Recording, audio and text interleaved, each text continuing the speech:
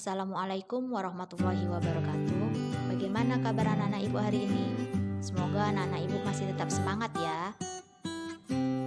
Hari ini kita akan mempelajari unsur pembangun cerpen dengan kompetensi dasar 3.5, yaitu mengidentifikasi unsur pembangun karya sastra dalam teks cerpen yang dibaca. Tujuan pembelajaran pada hari ini adalah setelah mengikuti proses pembelajaran menggunakan penerapan model pembelajaran problem-based learning atau PBL dengan metode diskusi dan media video, peserta didik dapat mengidentifikasi dan menelaah unsur pembangun karya sastra, khususnya unsur intrinsik dalam teks cerpen yang dibaca. Sebelum itu, kita harus tahu dulu nih, apa pengertian cerpen. Cerpen merupakan suatu karya sastra dalam bentuk tulisan yang mengisahkan tentang sebuah cerita fiksi, lalu dikemas secara ringkas dan jelas. Cerpen juga sangat mudah dipahami karena ceritanya yang relatif pendek. Oleh karena itu, banyak orang yang suka dengan cerita yang singkat dan tidak rumit seperti pada cerpen. Cerpen juga memiliki ciri-ciri. Yang pertama, memiliki proporsi penulisan yang lebih singkat dibandingkan dengan novel. Kedua, memiliki jumlah kata tidak lebih dari 10.000 kata. Ketiga, kebanyakan mempunyai isi cerita yang menggambarkan kehidupan sehari-hari. Keempat, tidak mencerminkan semua kisah tokohnya. Kelima, pemilihan katanya sederhana sehingga memudahkan para pembaca untuk memahaminya. Keenam, bersifat fiktif.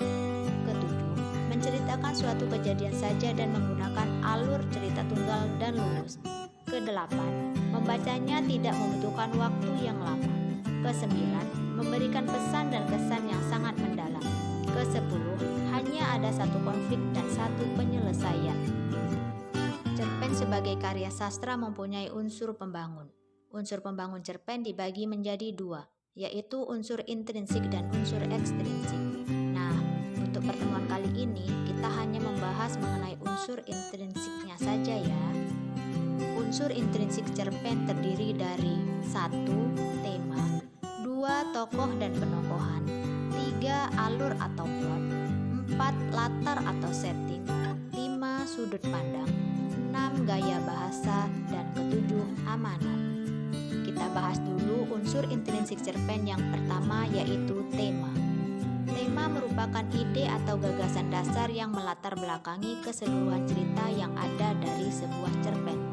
Tema memiliki sifat umum dan general yang dapat diambil dari lingkungan sekitar, permasalahan yang ada di masyarakat, kisah pribadi pengarang sendiri, pendidikan, sejarah, perjuangan, romansa, persahabatan, dan lain-lain. Selanjutnya, tokoh dan penokohan. Tokoh merupakan pelaku atau orang yang terlibat di dalam cerita tersebut. Kemudian penokohan adalah penentuan watak atau sifat tokoh yang ada di dalam cerita. Watak yang diberikan dapat digambarkan dalam sebuah ucapan, pemikiran, dan pandangan dalam melihat suatu masalah. Macam-macam penokohan dalam cerpen. Yang pertama, protagonis, yaitu tokoh yang menjadi aktor atau pemeran utama dan mempunyai sifat yang baik seperti suka membantu, rendah hati, bijaksana, dan lain-lain. Yang kedua, antagonis.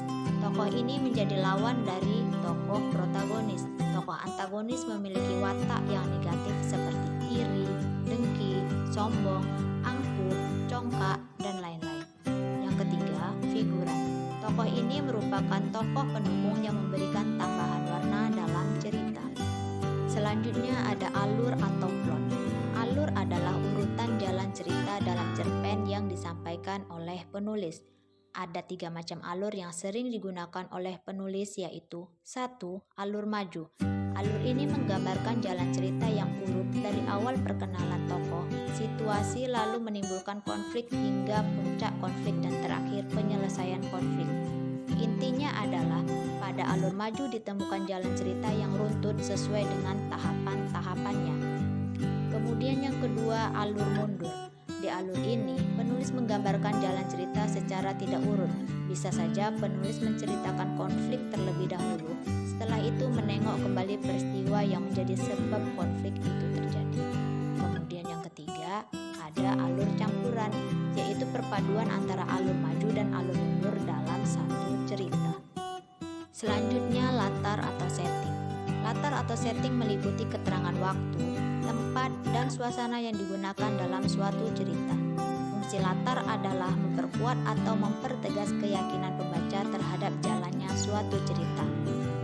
1. Latar waktu berhubungan dengan kapan terjadinya peristiwa-peristiwa yang diceritakan dalam sebuah cerpen, misalnya pagi, siang, malam, kemarin, dan lain-lain. Selanjutnya ada latar tempat, merupakan lokasi terjadinya peristiwa yang diceritakan dalam sebuah karya fiksi, misalnya di sekolah, di rumah, di pasar, dan lain-lain. Kemudian ada latar suasana, yaitu situasi yang terjadi saat si tokoh melakukan sesuatu, misalnya sedih, bahagia, marah, dan lain-lain. Selanjutnya ada sudut pandang.